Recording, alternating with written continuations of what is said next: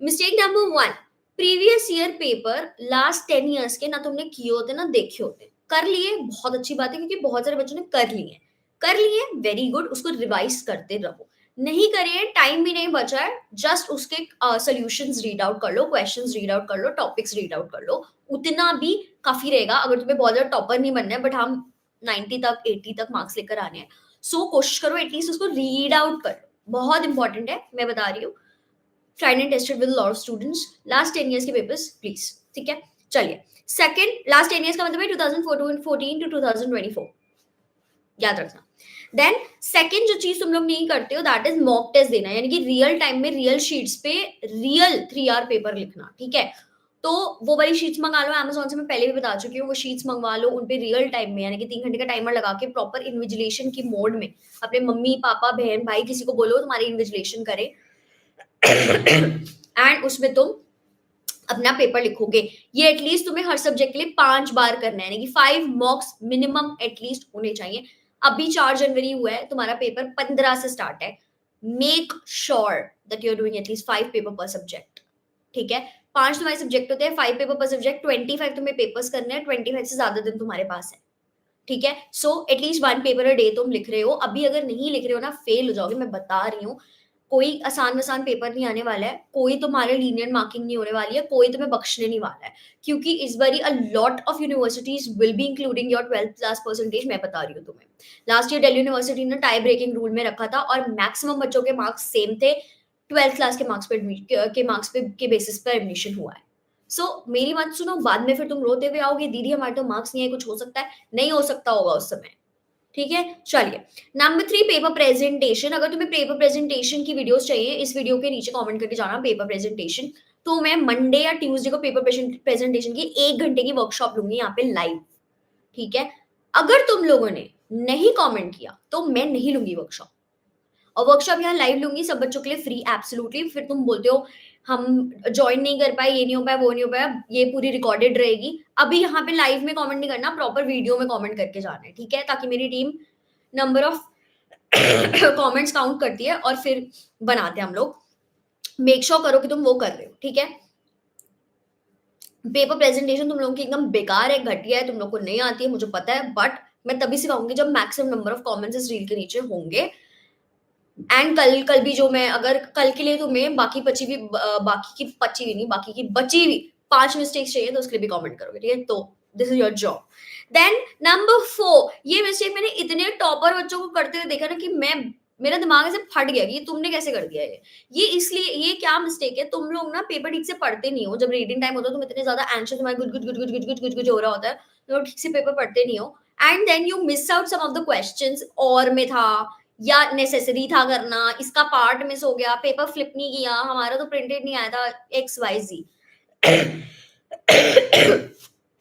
ये सब तुम लोग करते हो क्यों? क्योंकि रीडिंग टाइम के टाइम पे तुम सोच रहे थे क्या लिखूं, मेरे को तो आता नहीं, मेरे को तो आता नहीं, तो अब तो तुम गए। तो ये नहीं करना, ध्यान से पेपर को 15 मिनट लेके रीड करना है, बहुत ध्यान से, एंड देन ही you will be able to answer correctly. बहुत मेरे ऐसे टॉपर बच्चे हैं, मतलब भगवान उनको ब्लेस करे, उन्होंने क्या ही किया था लास्ट ईयर। मैम हमसे ये मिस हो गया, वो मिस हो गया, ये क्वेश्चन वो क्वेश्चन, ये तो मैंने देखा ही नहीं, ओ माय गॉड, बाहर आते ही रोते हैं। इसके सेंटर के बाहर कभी खड़े होकर देखना, बच्चे रोते हुए निकलते हैं, पता नहीं क्यों, क्योंकि जैसे ही पेपर डिस्कस होता है, ओ यार तूने ये वाला किया था, ये वाला, अरे शिट ये तो मैंने देखा ही नहीं और मुझे आता था। ये इतना क्यों होता है? I don't understand. बट आप लोग को मैं पहले से बता रही हूँ, रीड करके जाना पेपर, सॉरी रीड करना वहां बैठ के, and you will be good to go, ठीक है।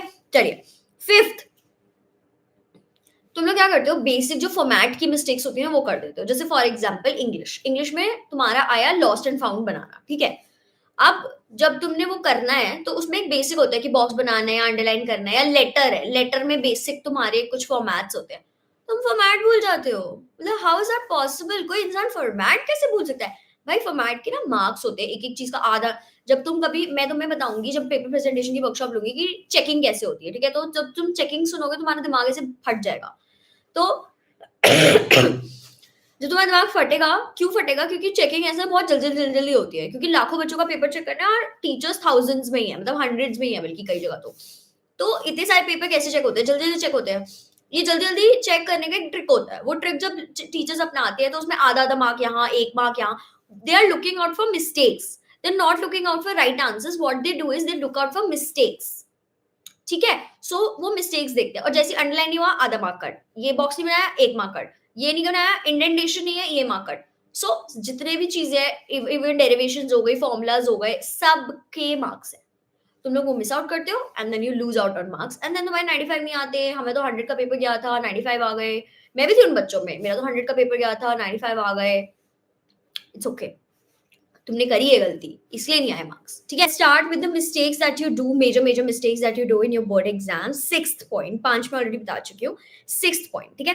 सिक्स्थ पॉइंट इज, आप जो डायरेक्ट फॉर्मूला वाली चीजें होती है, ये स्पेशली उन बच्चों के लिए जो maths, physics, chemistry, economics, BST, accounts, इन तरीके के सब्जेक्ट्स पढ़ते हैं एंड ये तरीके के सब्जेक्ट्स उनके पास हैं जिसमें हम फॉर्मूलाज यूज कर रहे हैं। सो यहाँ पर आपने क्या करना है, आप लोग क्या करते हो एक्चुअली, डायरेक्ट फॉर्मूला वाले जो क्वेश्चंस होते हैं, आप उनमें मिस आउट करते हो चीज़ें एंड आप फॉर्मूला गलत लगाते हो। सो या तो आप फॉर्मूला में कुछ ना कुछ भूल जाते हो या कुछ एडिशनल लिख देते हो। बेसिकली बेसिक फॉर्मूले का क्वेश्चन एक आधा आता ही है पेपर में एंड मैक्सिमम अच्छे बच्चे मैंने देखे हैं जो उसमें मिस्टेक करते हैं। मेक श्योर करो आप एक फॉर्मूला लिस्ट बना रहे हो। मैंने गोल्डन बुक की भी बात करी हुई है, सो जाके गोल्डन बुक वाली वीडियो या लाइव सेशन जो भी है उसको देख लेना एक बारी। वहाँ से भी आपको काफ़ी क्लैरिटी मिलेगी एंड उसमें मैंने फॉर्मूला बुक के बारे में बताया था, तो make a formula book, revise all the formulas, make sure direct formula वाले जो क्वेश्चंस आ रहे हैं वो आप एकदम सही करो, उसको गलत किसी ने भी नहीं करना है। I hope that is loud and clear to all of you. Seventh mistake that you guys make is, हम लोग इधर उधर की ABCD XYZ, जितनी हमें रेफरेंस बुक्स मिलती हैं, जितने बंदों के नोट्स मिलते हैं, जितने यूट्यूब एजुकेटर के नोट्स मिलते हैं, हम सब पढ़ लेते हैं, सब कुछ कर लेते हैं। But what we miss out on is NCERT के क्वेश्चंस। एनसीईआरटी के बीच बीच में, सीबीएसई वाले बच्चों के लिए एनसीईआरटी के बीच बीच में जो एक्सपेरिमेंट्स हैं या जो बीच बीच में क्वेश्चन आंसर्स है या कुछ कुछ थॉट्स टाइप बॉक्स टाइप बना होता है, उसको हम मिस आउट कर देते हैं एंड उसके बाद हम जो back of the NCERT chapter के बाद जो एक क्वेश्चन आंसर्स होते हैं, हम उन्हें भी मिस आउट कर देते हैं। हमने करे ही नहीं होते। सो हमने ये चीज करी ही नहीं होती एंड पता नहीं व्हाट हैपेंस, हम मिस आउट करते हैं उस चीज को एंड वो नहीं हो पाता है। सो मेक श्योर करो कि आप उस चीज को ना कर रहे हो। लाइव इज लैग वर्क्स, तो पहले मैंने पहले वाला कनेक्ट किया हुआ था, अभी मैंने दूसरा कर लिया है। सो आई होप अभी क्लियर होगा। Connection is unstable. I hope I am back live. Guys, am I live? Can anybody please tell me if I am live? आप लोग ये पार्ट स्किप कर सकते हो अगर बाद में वीडियो देख रहे हो तो, please skip this part. Yes, thank you. So 7 mistake मैंने एनसीईआरटी क्वेश्चंस बोले, डायरेक्ट क्वेश्चंस आते हैं लिटरली कुछ भी बिना चेंज करे, कुछ भी बिना चेंज करे, एग्जैक्ट डॉट टू डॉट। मैंने भी बोर्ड्स दिए हैं, मेरे फ्रेंड्स ने भी बोर्ड्स दिए, मेरे रिलेटिव्स ने, मेरे स्टूडेंट्स ने भी बोर्ड्स दिए हैं। सभी लोगों ने ये बात मुझे बोली है कि मैम डायरेक्टली एनसीईआरटी क्वेश्चंस आते हैं। अभी मैं जब टॉपर बच्चों को यहाँ पे लेके आऊंगी, वो आपके साथ बात करेंगे, आपके साथ इंटरेक्ट करेंगे, जैसे लास्ट ईयर किया था उनके लिए, अब उनको लेके आऊंगी तो वो भी आपको ये बताएंगे कि NCERT is very very important CBSE वाले बच्चों के लिए। ठीक है? देन एट्थ मिस्टेक जो यहाँ पर है, एट्थ मिस्टेक है कि you get stuck in your 1 markers, यानी कि जो आपके इनिशियली 1 मार्क क्वेश्चन होते हैं, आप उसमें स्टक हो जाते हो। कई बार देखो 1 मार्कर में ना एक आधा क्वेश्चन इतना ज्यादा ट्रिकी होता है कि वो करना ही नहीं होता, मतलब वो किसी से भी नहीं हो रहा होता। बहुत कम बच्चे होते हैं जो 1 मार्कर्स को सॉल्व, उस पर्टिकुलर 1 मार्कर को सॉल्व कर पाते हैं। अगर आप एक ऐसे बच्चे हो जो उसको सॉल्व उस पॉइंट पे नहीं कर पा रहे हो, आप क्या करते हो, उसी में स्टक हो जाते हो and you are thinking so much about it कि आप बाकी के क्वेश्चंस में मिस्टेक करते हो। सो मेक श्योर करो कुछ भी ऐसा होए, चाहे वो 1 मार्कर हो, 2 मार्कर हो, ज्यादातर 1 मार्कर्स में होता है, अगर आप फंस जाओ it's okay, it's absolutely normal. एक आधा मार्क कटेगा तो कोई प्रॉब्लम नहीं होगी। बट अगर आपने 5 मार्कर्स में, 4 मार्कर्स में, 3 मार्कर्स में इशू करा तो फिर आपको प्रॉब्लम हो जाएगी बोर्ड में, क्योंकि ये 3-4 नंबर कटना, 5 नंबर, 10 नंबर कटना, एकदम आप 80% पे आ जाते हो। सो हमें यहाँ पर ये कोशिश करनी है कि हम जितने ज्यादा मार्क्स बटोर पाए उतने बटोर लें। ठीक है? इट इज लिटरली बटोरना, मतलब इकट्ठा करना, हम जितने मार्क्स वहाँ से इकट्ठे कर सकते हैं, सो उस उतने को हमें इकट्ठा करना है। हमें ये नहीं सोचना कि यार ये 1 मार्क नहीं आ रहा, शिट मेरा तो 99 का 100 का सपना टूट जाएगा। It's okay, it's absolutely okay, जितने ज़्यादा मार्क्स ले सकते हो पहले उतने की कोशिश करो। Then after you are done with the entire paper, then think about the 1 marks, ठीक है? चलिए 9th पे अब मैं आ जाती हूँ, 9th मिस्टेक पे। आप लोग क्या करते हो, सपोज 1 आवर हो चुका है एंड आपके बहुत कम क्वेश्चंस बचे हैं। अब आपको आदत होती है कि 1.5 घंटे में पेपर करने की, कई बच्चों को, जैसे मेरे जैसे कुछ स्टूडेंट्स होते हैं, उन्हें 1.5 घंटे में पेपर करने की आदत होती है। बट अभी क्या है, आपको लग रहा है कि यार 1 या 1.5 घंटा और लगेगा। पेपर करने के लिए आपको पूरे 3 घंटे दिए गए हैं, फॉर अ रीजन दिए गए हैं, क्योंकि जब हम एक बहुत इंपॉर्टेंट पेपर में बैठे होते हैं तो टाइम बहुत जल्दी, हम टाइम इज रिलेटिव, तो हमें लगता है कि बहुत जल्दी टाइम बीत रहा है, इट्स एब्सोल्युटली ओके, आपके पास 3 आवर्स हैं।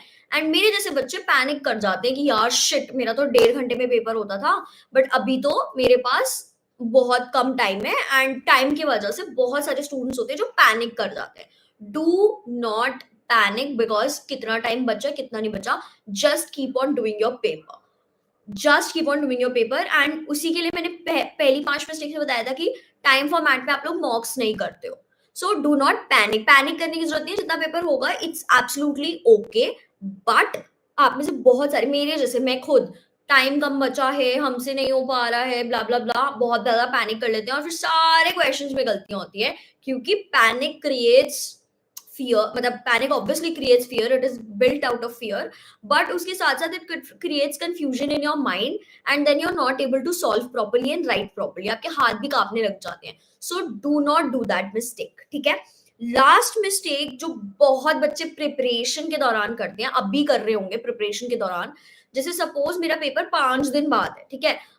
10th फरवरी हो चुकी है, 15th फरवरी को मेरा पेपर है, सपोज करो 10th या 11th फरवरी को मैं बैठी हूँ जी, नए क्वेश्चंस कर रही हूँ, या पेपर से एक दिन पहले बैठ के नए नए क्वेश्चंस ट्राई कर रहे हैं, कि जो नई एकदम ब्रांड न्यू चीज है, टीचर्स ने बोला है कि ये कभी नहीं आई है, आएगी भी नहीं, and it is out of syllabus, but तुम्हें लग रहा है कि नहीं नहीं आउट ऑफ सिलेबस नहीं है, आएगा ही आएगा। कुछ बेवकूफ बच्चे होते हैं जो ओवर स्मार्ट बनने के चक्कर में इन चीजों को, या पैनिक हो जाते हैं, इन चीजों को करने लगते हैं, और फिर उनसे क्वेश्चन सॉल्व नहीं होते, उनका एकदम से कॉन्फिडेंस डाउन आता है, उनको लगता है शिट मेरा तो कुछ नहीं हो सकता, it all goes down the road. तो कोई नई चीज प्रैक्टिस नहीं करनी है at least 10 days before, 5 days before the exam. 5 दिन पहले सिर्फ जो किया हुआ है, अभी तक जो किया है उसको नमस्ते करो, बोलो भगवान मैंने अभी तक जितना कर्म किया है मैं वही रिवाइज कर रही हूँ, कर रहा हूँ, मेरे को हेल्प करना पेपर करने में, एंड प्लीज मेरा मेरा इतनी हेल्प करना कि यही चीजें पेपर में आए, और कुछ नया आए तो मैं हैंडल कर पाऊँ। जो चीजें आती हैं उन्हीं चीजों को आप प्लीज रिवाइज करिए, लास्ट के 5 दिन में कोई नई चीज उठा के मत बैठना। ओवर स्मार्ट बच्चे जो होते हैं उनको यूनिवर्स आउटस्मार्ट कर जाता है, फिर उनको पेपर आउटस्मार्ट कर जाता है, उनको चेकर आउटस्मार्ट कर जाता है, फिर वो रोते हुए आते हैं, मेरे पास पेरेंट्स आते हैं, ma'am he is so intelligent, you know इसको पेपर ठीक से चेक नहीं हुआ है, इसको ना teachers do not like him and इसलिए इसके मार्क्स नहीं आए। पेरेंट्स कम एंड से stuff like that. Your kid is over smart, he is not smart or intelligent, he's trying to outsmart people who have been doing this thing for the past many years। आपके teachers educators ये चीज बहुत सालों से कर रहे हैं यार, हर साल देखते हैं बोर्ड का पेपर, उनके लिए बहुत बड़ी बात नहीं है, आपके लिए, क्योंकि आप एक ही टाइम करोगे। So don't try to outsmart anybody, just last के 5 दिनों में वही क्वेश्चंस करो जो आपको आते हैं। मॉक्स आपको 15-20 दिन पहले करने चाहिए, 5 दिन में लास्ट के बैठ के कोई मॉक नहीं लिखेगा, कॉन्फिडेंस डाउन जाता है, and confidence is the key. यहाँ पर बोर्ड एग्जाम, किसी भी एंट्रेंस एग्जाम में कॉन्फिडेंस लो हुआ, आती हुई चीज इंसान गलत करके आता है। फर्स्ट हैंड एक्सपीरियंस से बता रही हूँ, एकदम फर्स्ट हैंड एक्सपीरियंस से। So make